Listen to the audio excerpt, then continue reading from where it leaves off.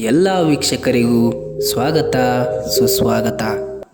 ಇಂದು ನಾವು ಕರ್ನಾಟಕದಲ್ಲಿರುವಂತಹ 31 ಜಿಲ್ಲೆಗಳಲ್ಲಿ ಒಂದಾದ ಕೊಪ್ಪಳ ಜಿಲ್ಲೆಯ ಬಗ್ಗೆ ತಿಳಿದುಕೊಳ್ಳೋಣ.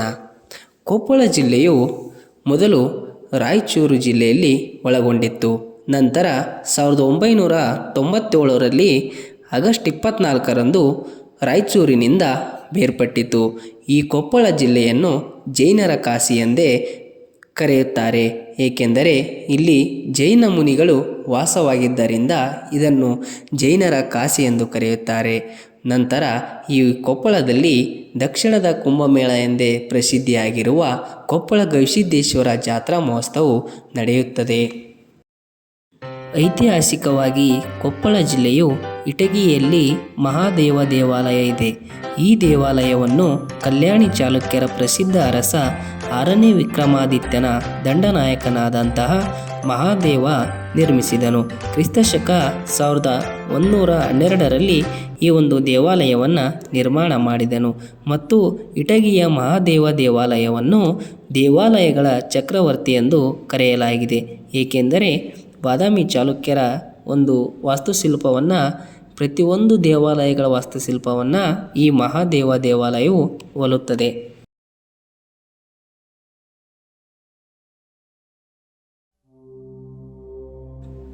ಕೊಪ್ಪಳ ಜಿಲ್ಲೆಯ ಕಿನ್ನಾಳ ಎಂಬ ಪ್ರದೇಶವು ಗೊಂಬೆಗಳ ಕಲೆಗೆ ಅಥವಾ ಮರದ ಆಟಿಕೆಗೆ ಭಾರತ ಸರ್ಕಾರದಿಂದ GI ಟ್ಯಾಗ್ ಮಾನ್ಯತೆಯನ್ನು ಪಡೆದಿದೆ. ಹಾಗೂ ಕೊಪ್ಪಳದಿಂದ ಸ್ವಲ್ಪ ದೂರದಲ್ಲಿ ಬಾಣಾಪುರ ಎಂಬ ಸ್ಥಳದಲ್ಲಿ ಗೊಂಬೆ ಫ್ಯಾಕ್ಟರಿ ಸ್ಥಾಪನೆಗೆ ಅವಕಾಶವನ್ನು ನೀಡಿದೆ. ಎಲ್ಲರಿಗೂ ತಿಳಿದಿರುವಂತೆ ಶ್ರೀ ಆಂಜನೇಯನ ಜನ್ಮಸ್ಥಳವಾದಂಥ ಅಂಜನಾದ್ರಿಯು ಕೊಪ್ಪಳ ಜಿಲ್ಲೆಯ ಕಿಷ್ಕಿಂಧೆ ಎಂಬ ಪ್ರದೇಶದಲ್ಲಿ ಇದೆ. ಈ ಒಂದು ಕಿಷ್ಕಿಂಧೆ ಎಂಬ ಪ್ರದೇಶವು ಮೊದಲು ವಿಜಯನಗರ ಸಾಮ್ರಾಜ್ಯದ ರಾಜಧಾನಿಯಾಗಿತ್ತು ಮತ್ತು ಹಂಪೆಯ ಹಿಂದಿನ ಹೆಸರು ಕಿಷ್ಕಿಂಧೆಯಾಗಿತ್ತು. ರೆಡಿ.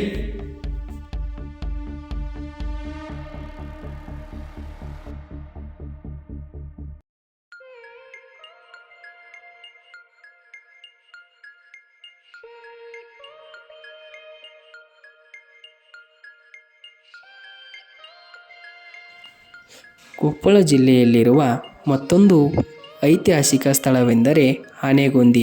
ಆನೆಗೊಂದಿಯು ವಿಜಯನಗರ ಸಾಮ್ರಾಜ್ಯದ ಮೊದಲ ರಾಜಧಾನಿಯಾಗಿತ್ತು ಮತ್ತು ಆನೆಗೊಂದಿಗೆ ರಾಮನು ಭೇಟಿ ನೀಡಿದ್ದನು ಎಂಬ ಊಹೆಗಳಿವೆ.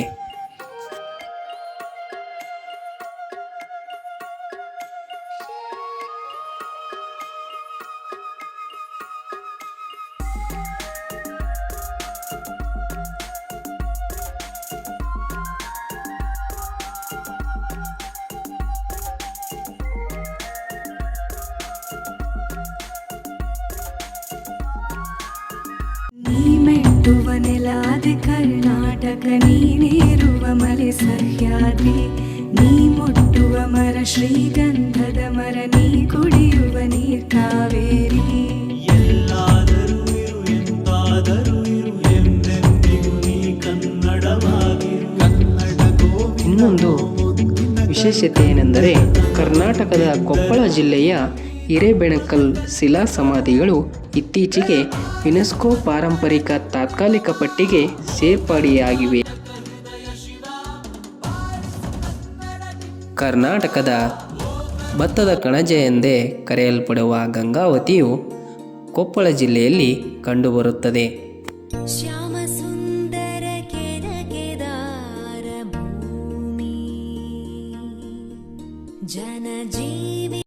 ತುಂಗಭದ್ರಾ ಅಣೆಕಟ್ಟು ಪ್ರಸ್ತುತ ವಿಜಯನಗರ ಜಿಲ್ಲೆಯಲ್ಲಿ ಕಂಡುಬಂದರೂ ಕೂಡ ಈ ಒಂದು ಜಲಾಶಯದ 90% ನೀರಿನ ಪ್ರಮಾಣವು ಕೊಪ್ಪಳ ಜಿಲ್ಲೆಯಲ್ಲಿ ಇದೆ ಮತ್ತು ಇದಕ್ಕೆ ಮುಖ್ಯ ಉದಾಹರಣೆ ಎಂದರೆ ಹುನರಾಬಾದ್ ಎಂಬ ಸ್ಥಳದಲ್ಲಿ ಈ ಒಂದು ಡ್ಯಾಮ್ನ ನಿರ್ಮಾಣವಾಗಿದೆ. ಹುನರಾಬಾದ್ ಸ್ಥಳವು ಈಗಿನ ಕೊಪ್ಪಳ ಜಿಲ್ಲೆಯಲ್ಲಿದೆ. ಮತ್ತೊಂದು ವಿಶೇಷತೆ ಎಂದರೆ ಕೊಪ್ಪಳ ಜಿಲ್ಲೆಯ ಕಾರಟಗಿ ತಾಲೂಕಿನ ನವಲಿ ಬಳಿ ಏಷ್ಯಾದ ಮೊದಲ ರೈಸ್ ಟೆಕ್ನಾಲಜಿ ಪಾರ್ಕನ್ನು ಸ್ಥಾಪಿಸಲಾಗಿದೆ. ಈ ಒಂದು ರೈಸ್ ಟೆಕ್ನಾಲಜಿ ಪಾರ್ಕು ಭಾರತದ ಕೇಂದ್ರ ಸರ್ಕಾರದ ವತಿಯಿಂದ ಸ್ಥಾಪನೆಯಾಗಿರುವ ಒಂದು ಏಷ್ಯಾದ ಮೊದಲ ರೈಸ್ ಟೆಕ್ನಾಲಜಿ ಪಾರ್ಕ್ ಆಗಿದೆ. ಕೊಪ್ಪಳದ ವಿದ್ಯಾನಂದ ಗುರುಕುಲ್ ಕುಕನೂರು ತಾಲೂಕಿನಲ್ಲಿದೆ. ಇದು ಸ್ವಾತಂತ್ರ್ಯ ಹೋರಾಟದ ಬಗ್ಗೆ ತರಬೇತಿ ನೀಡಲು ಸ್ಥಾಪಿತವಾಗಿದ್ದ 4 ರಾಷ್ಟ್ರೀಯ ಶಾಲೆಗಳಲ್ಲಿ ಒಂದಾಗಿದೆ. Thank you for watching.